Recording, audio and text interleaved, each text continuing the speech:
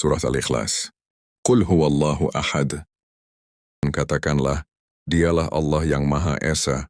Surah ini dibuka dengan kata qul, katakanlah. Artinya tauhid tidak cukup disimpan di kepala.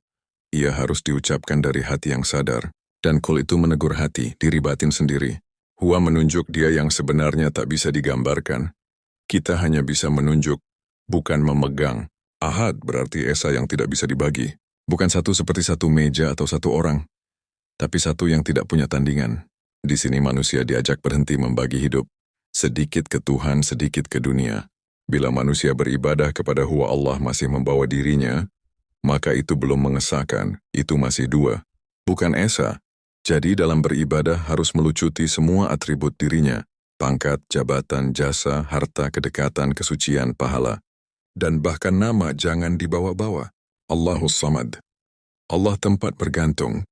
Jika Allah benar-benar esa, maka semua sandaran harus berakhir kepadanya.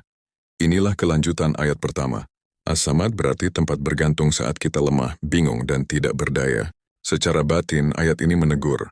Mengapa mulut berkata Allah Maha Esa, tapi hati masih menggantungkan rasa aman pada uang, jabatan, atau manusia? Tauhid belum utuh sebelum sandaran hati disatukan. Lam yalid. Walam yulad, dia tidak beranak dan tidak diperanakkan. Setelah sandaran dibersihkan, ayat ini memutus cara berpikir manusia tentang Tuhan. Allah tidak seperti makhluk yang butuh penerus asal-usul atau silsilah. Ini penting agar kita tidak memproyeksikan sifat manusia kepada Tuhan. Secara sufistik, ayat ini juga mengajarkan. Jangan berharap Tuhan mengikuti logika dan keinginan kita. Dialah yang mutlak, kita yang bergantung. Walam yakun lahu kufuwan ahad. Dan tidak ada sesuatu pun yang setara dengannya. Inilah penutup yang mengunci semuanya. Jika Allah Esa, tempat bergantung tidak serupa makhluk, maka tidak ada apapun yang bisa disejajarkan dengannya, baik secara lahir maupun batin. Bahkan amal, ilmu, dan rasa, aku sudah dekat dengan Tuhan pun tidak boleh dijadikan tandingan. Disinilah tauhid menjadi ikhlas, tanpa perbandingan, tanpa pamrih, tanpa ego. Al-Ikhlas bukan hanya menjelaskan siapa Allah, tapi membersihkan hati manusia.